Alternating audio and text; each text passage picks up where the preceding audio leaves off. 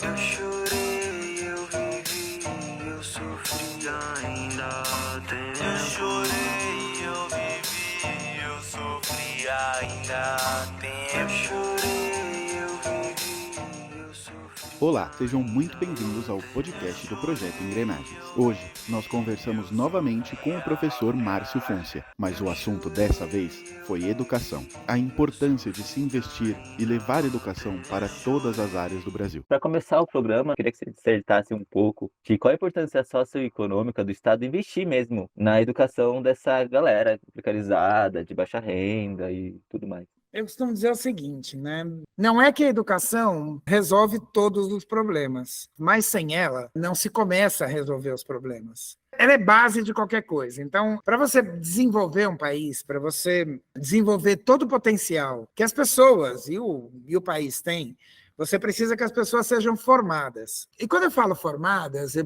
preciso sempre tomar cuidado, porque todo mundo carrega saberes, né? Mesmo as pessoas analfabetas do ponto de vista formal, elas carregam saberes. Todo mundo carrega saberes, né? Isso é importante ressaltar. Não é porque a pessoa não sabe ler e escrever que ela não traz experiências, vivências, saberes importantes. Mas é evidente que um processo de formação, quando ele é bom, quando ele é bem feito, ele permite, mais do que acumular conhecimento, ele permite que as pessoas ganhem ferramentas e instrumentos para organizar seu pensamento, para voar, para abrir a mente, para fazer desse conhecimento uma coisa viva. Eu costumo dizer que tudo que está escrito em livro é coisa morta. Quando é que isso vive? Quando alguém abre esse livro e pensa a partir do que está escrito ali. Aí essa coisa revive. E isto a educação faz. Então isso é importante, de fato. Assim, é fundamental que o Estado invista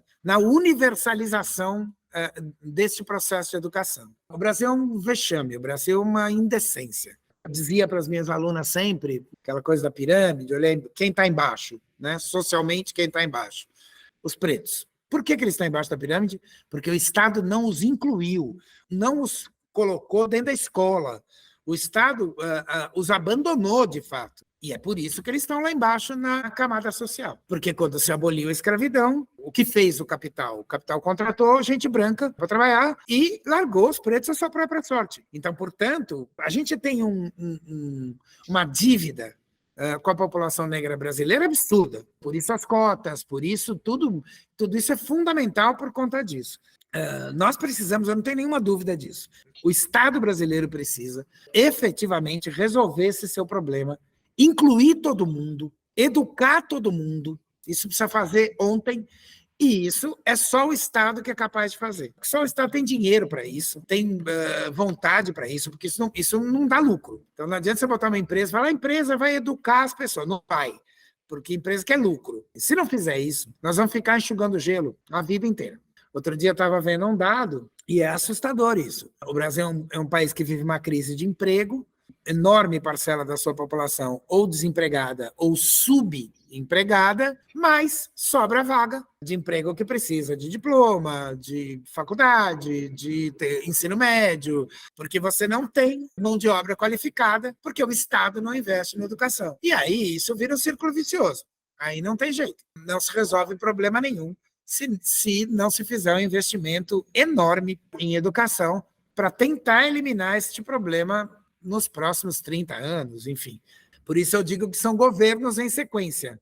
Não adianta o meu governo fazer, aí vem o seu governo e fala, não vou fazer. Aí acabou, aí você volta a estacar zero toda vez. Eu achei muito legal que você comentou que só o Estado consegue fazer isso, porque meu cunhado é do interior da Bahia. Ele veio para São Paulo, que é o que eu ia comentar, só o Estado também tem capilaridade para fazer isso. Só o Estado consegue chegar lá. E ele veio para São Paulo porque ele conta que ele sempre quis ser veterinário. Só que lá na cidade se falava muito de, tipo assim, mas para ser doutor você tem que estar em cidade grande. Mas saindo daqui nunca vi alguém ter diploma. Quanto dessas crenças que vêm de família, da sociedade, tudo, tem limitado a nossa capacidade de avançar nisso também? Muito, né? Tem limitado muito, mas é por isso, tem um problema, é a crença no Estado, né? Tem uma coisa que quando o Estado não não te serve, ele não cumpre o seu papel, a crença em que ele cumprirá o seu papel a partir de agora é muito pequena.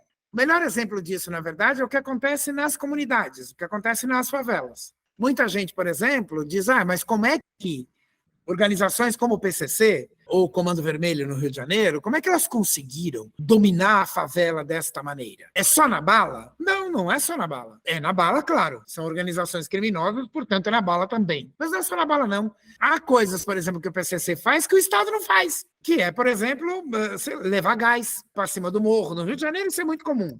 A pessoa não tem água, não tem luz, não tem esgoto. O Comando Vermelho e o PCC facilitam isso. É claro que isso tem preço. Evidentemente isso tem preço.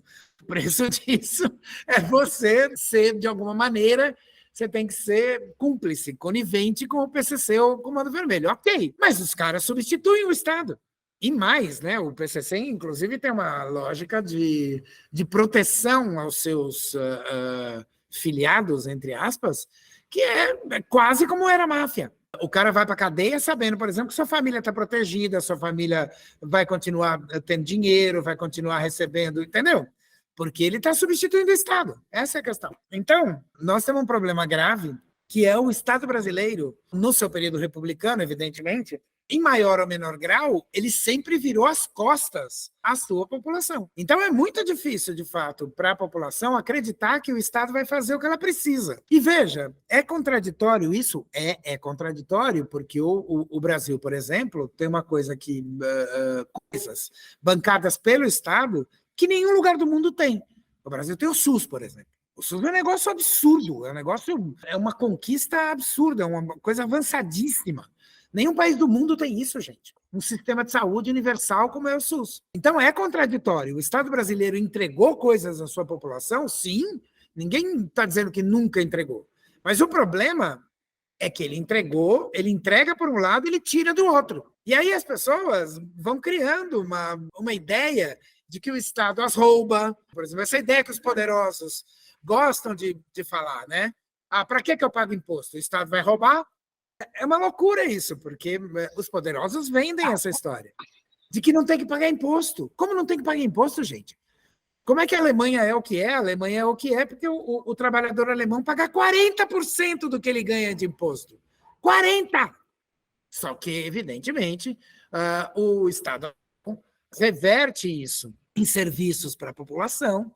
No Brasil, se paga muito imposto, nem acho que se paga tanto. No Brasil, a média de imposto é na casa de 25%. Agora, essa ideia de que o Estado não vai fazer e, portanto, eu preciso me virar para acontecer, ela é contraditória, porque o Estado entrega coisas como o Sistema Universal de Educação, todo mundo tem vaga na escola no Brasil, o SUS, que é um sistema universal de saúde, mas, ao mesmo tempo, tem, por um lado, esse discurso ideológico dos poderosos de que o Estado rouba e, de fato, a presença do Estado em determinadas comunidades, em determinadas regiões, ela é pequena mesmo.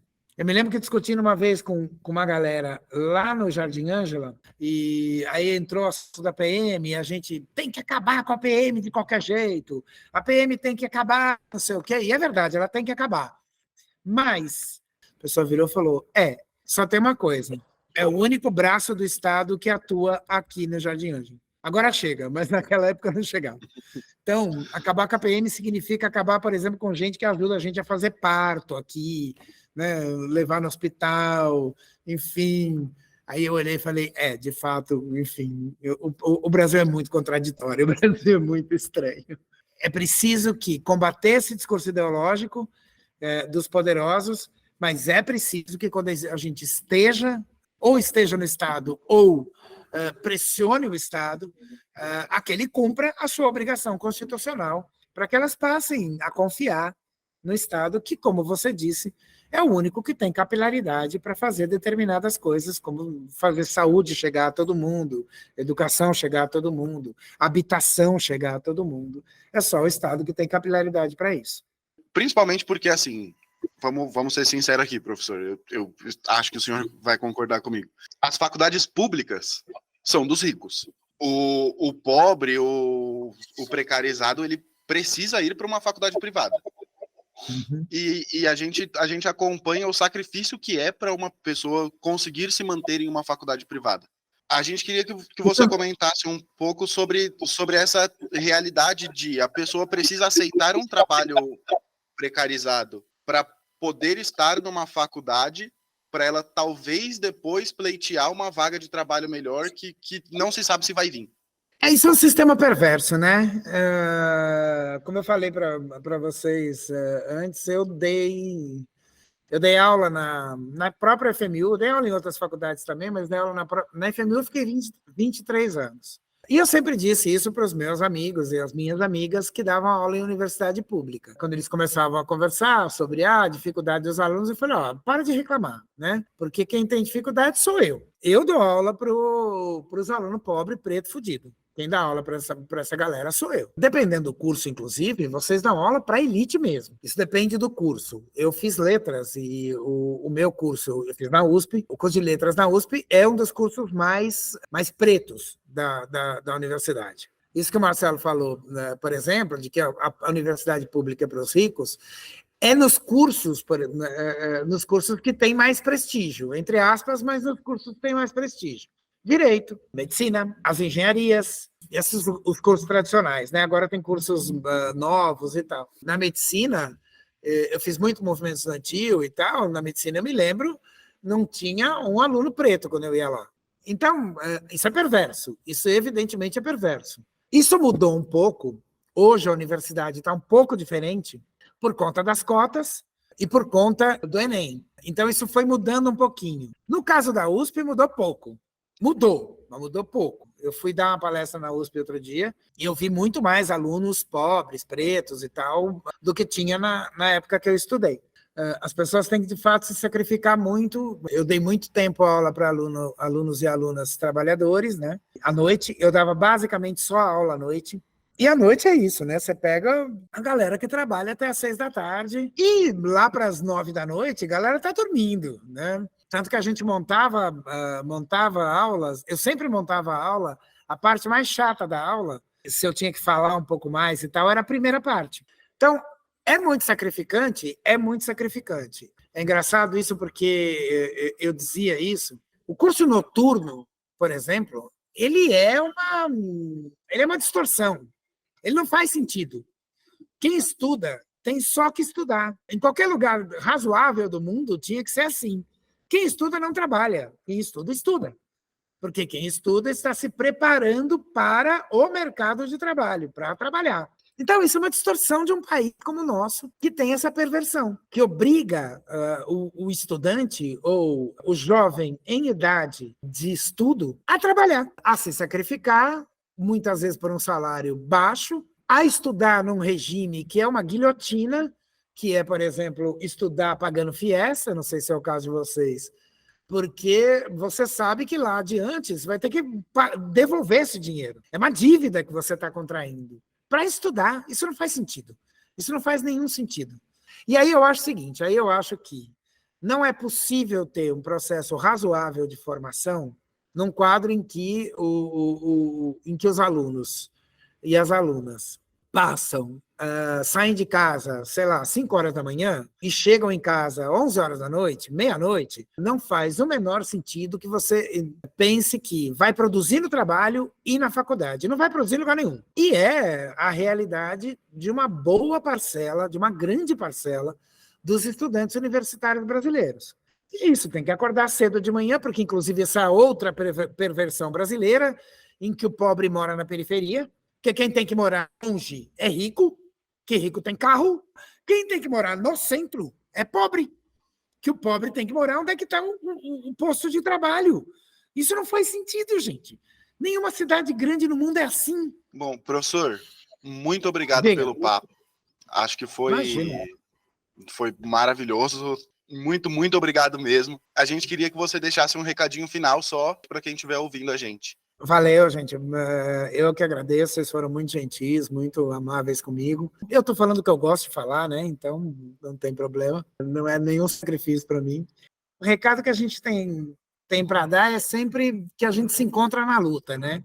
É o que faz a vida, né? A vida sem luta não é vida. para melhorar as coisas, para mudar as coisas, para transformar o mundo. É isso, a gente se encontra na luta, se vê na luta, se identifica na luta, é sempre assim. É isso que eu acho que é legal de dizer para as pessoas. Por que as pessoas sadias adoecem? Bem alimentadas ou não, por que perecem? Tudo está guardado na mente.